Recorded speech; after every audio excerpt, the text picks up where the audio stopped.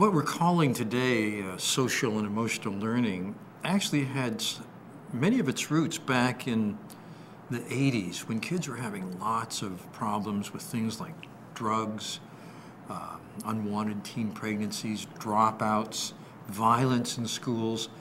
And the federal government mandated programs to prevent these things. There was a war on bullying. There was a war on drugs. There was a war on violence in schools. And about the time I, as a science journalist at the New York Times, was looking around at what I ended up calling emotional intelligence, about that time a foundation, the W.T. Grant Foundation, funded a study of all of these programs because people realized some of these programs work and a lot of them don't.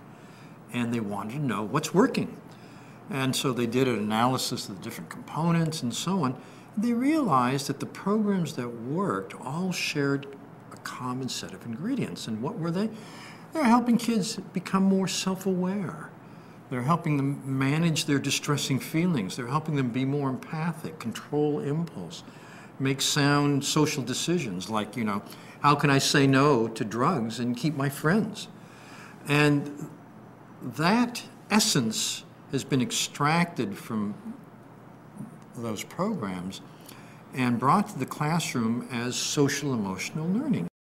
Today, they've completed a mega study of more than 200 independent analyses that look at kids who have these programs and kids who don't, comparable kids. And they find that if kids get the training in social emotional learning, that all pro-social behaviors, things like attendance, behaving well in class, liking school, they all go up about 9 or 10 percentile points. And the things that they're trying to prevent, the drug use, the violence in schools, the bullying, all of that goes down by the same margin. And the real kicker, I think, is that academic achievement goes up 11 percentile points. And if you look at the difference between groups of kids who don't do well and groups who do, the difference in their achievement is in about the same range. I mean, this pretty much closes the achievement gap. And it works best for the kids who need it the most. So today, I think that the social emotional learning movement has the ammunition to go to the next level, really to take it to scale, to make it available to every kid everywhere in the country. I think to get this kind of education for every kid, we have to first get over our fixation on academic achievement tests as the end-all and be-all of education. We have to remember we're educating the whole child. And if you talk to people in companies, as I often do, you find that they don't just want bright kids with technical skills. They want bright kids with technical skills who know how to get along, who can cooperate, who can be good team members, who can relate well to customers, who manage their emotions well, who stay motivated, who take initiative. Those are social emotional skills. So what makes kids prepared for the workplace is, yes, it's the academics, but it's this too.